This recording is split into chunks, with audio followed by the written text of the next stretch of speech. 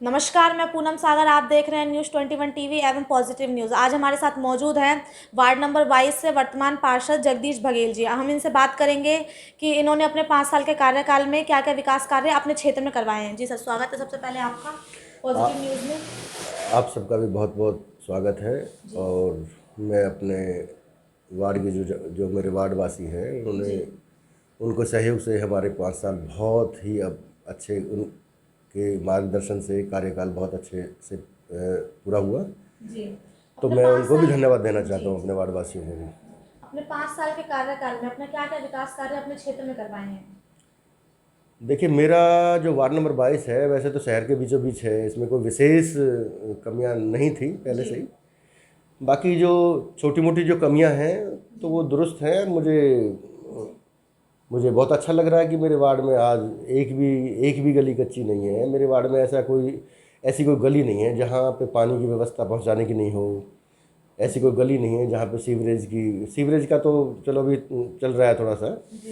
तो बाकी तो आज और बाकी रिपेयरिंग के हैं तो चलते रहते हैं, तो रिपेयरिंग के तो। वार्ड नंबर 22 में झाबर कॉलोनी है सर। वहाँ पे लोगों की शिकायत है कि एक बारिश के पानी में लोगों के घर तक पानी जाता है।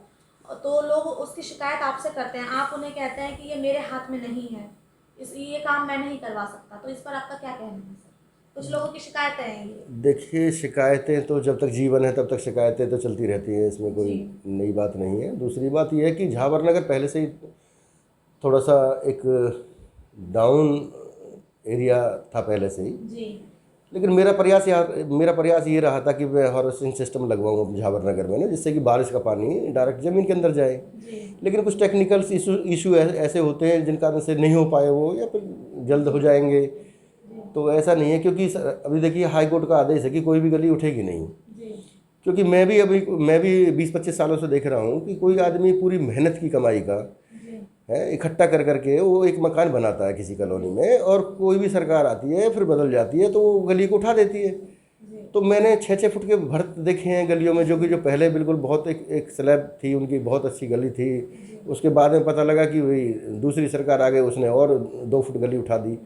तो आदमी कितनी बार तो ये है कि जहाँ पर जो ये डाउन एरिया है तो वहाँ पर सरकार की अभी अपना ये प्लानिंग है कि भाई हार्वेस्टिंग सिस्टम लगवाया जाए, ताकि बारिश का पानी है जो वो भी ज़मीन के अंदर ही जाए। कुछ लोगों का ये भी कहना है सर, अगर वो आपके पास शिकायत लेकर जाते हैं तो आप इन्हें किसी दूसरे अधिकारियों का नंबर देते हैं और उनसे कहते हैं उनसे बात कीजिए, मेरे हाथ में ये नहीं है। तो इस पर आपका क्या? अभी किसी अधिकारी का नंबर किसी व्यक्ति को नहीं दिया, लेकिन हाँ मैं मानता हूँ पिछले के कार्यकाल में मैं देखता था कि एक गली की सफाई के लिए एक पार्षद को बोलना पड़ता था, और पार्षद उसको हाँ करता था या ना करता था, उसकी मर्जी है।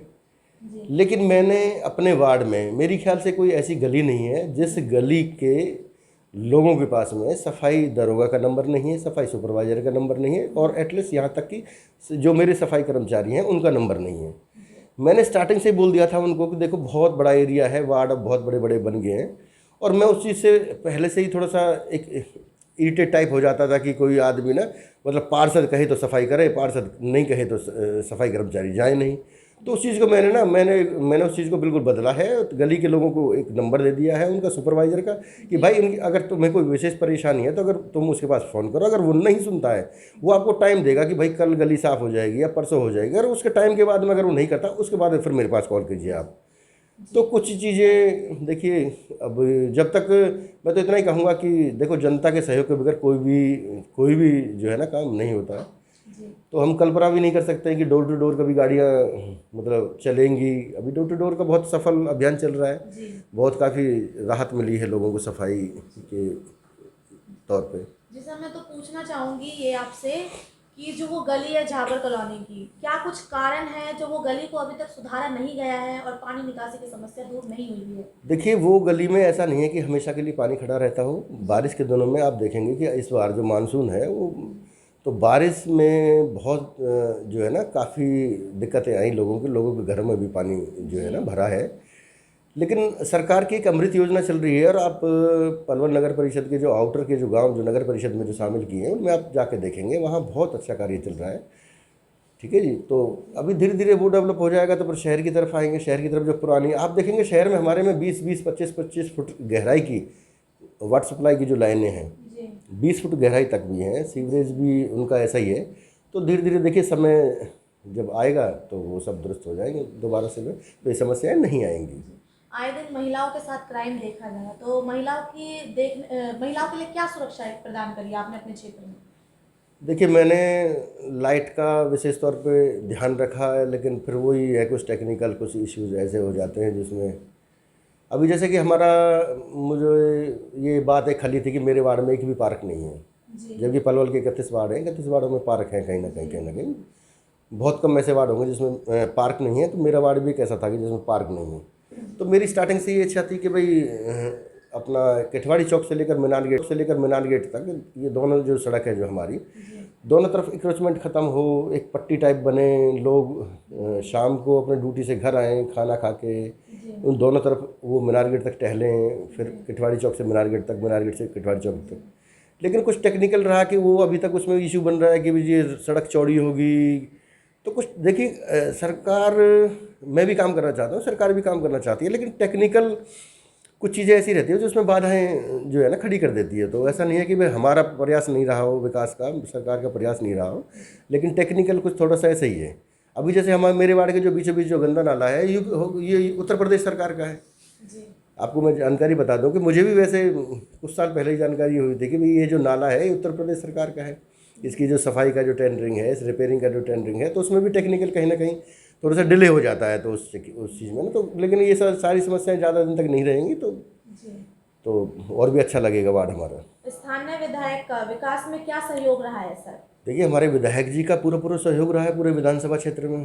जी और देखिए अभी मैं ये कहने लग जाऊं कि आज से 60 साल पहले क्या लोहा नहीं था, क्या दिमाग नहीं था, लोग कुआं खोदते थे, 2-2 महीने कुएं खोदने में लग जाते थे, 6-6 महीने, तब पानी पीते थे लोग निकाल के। आज की डेट में सेम डे आप पानी पंपिंग लगा करके सेम डे पानी पी सकते हैं आप। तो जो भी कार्यकाल है, हमारे विधायक जी बहुत अच्छा कार्य उनका पिछली बार भी रहा है, उनका सहयोग, और अभी भी चल रहा है उनका सहयोग। और पिछले जो विधायक रहे उनका भी अपने कार्यकाल के हिसाब से बहुत अच्छा सहयोग रहा है।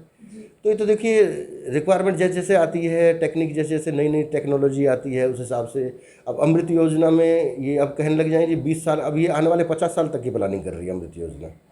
ठीक है, 50 साल तक, ताकि किसी नागरिक को कोई परेशानी ना हो। लगभग कितनी राशि का आपने अपने क्षेत्र में विकास कार्य करवा दिया है? देखिए राशि का तो नगर परिषद के जो टेक्निकल हैं वो ही बता पाएंगे कि कितनी राशि का है, लेकिन जी तो बाकी तो इतनी आपको कोई अंदाजा नहीं है? अंदाजे में तो ये है कि मैं वही तो कह रहा था कि हमारे वार्ड में कोई ऐसी एक विशेष सड़क नहीं थी कि भाई उसमें करोड़ों की लागत लगाई है। जी 20 साल, अब ये आने वाले 50 साल तक की प्लानिंग कर रही है अमृत योजना। ठीक है, 50 साल तक, ताकि किसी नागरिक को कोई परेशानी ना हो। लगभग कितनी राशि का आपने अपने क्षेत्र में विकास कार्य करवा दिया है? देखिए राशि का तो नगर परिषद के जो टेक्निकल हैं वो ही बता पाएंगे कि कितनी राशि का है, लेकिन जी तो बाकी तो इतनी आपको कोई अंदाजा नहीं है? अंदाजे में तो ये है कि मैं वही तो कह रहा था कि हमारे वार्ड में कोई ऐसी एक विशेष सड़क नहीं थी कि भाई उसमें करोड़ों की लागत लगाई गई हो। जी ठीक है जी, लेकिन हाँ जैसे बस स्टैंड के दोनों तरफ नालियाँ हैं, ये छोटे कोई बहुत बड़े इशू नहीं थे इसमें। जी जी तो आगे चुनावी चर्चा में जाएंगे तो आपका मेन मुद्दा क्या होगा सर? देखिए आगे चुनाव लड़ेंगे आप? अगर मेरे वार्ड की जनता कहेगी तो ज़रूर लड़ेंगे, और सरकार का आशीर्वाद रहेगा तो। चलिए, अपने वार्ड की जनता से और प्रशासन से कुछ अपील करना चाहेंगे? देखिए मैं तो पहले से भी यही अपील करता रहा हूँ कि बेटी बचाओ बेटी पढ़ाओ, ये जो नारे हैं, बहुत सारे ऐसे नारे हैं जो कहीं ना कहीं बहुत एनर्जी उत्पन्न करते हैं, लेकिन जब तक हर आदमी अगर अपनी जिम्मेवारी नहीं समझ के, जैसे कि सफाई अभियान भी हमारे प्रधानमंत्री जी ने सफाई अभियान का एक नारा दिया था, लेकिन क्या है कि उसके बाद में ऐसी ही लोगों की ना कुछ थोड़ा सा सुधार हुआ। जैसे कि आज कोई रेहड़ी पटरी वाला है या गोलगप्पे वाला, आज वो अपनी रेहड़ी के साथ में डस्टबिन रखना शुरू कर दिया उसने। तो कहीं ना कहीं हमारी जो सोच है वो धीरे धीरे बदलेगी। ठीक है, तो उस तरह से धीरे धीरे बदलेगी तो हर चीज़ का एक विकास होगा, सफाई का विकास होगा। वार्ड वासियों से चाहते हैं कि आसपास सफाई बरकरार रखें?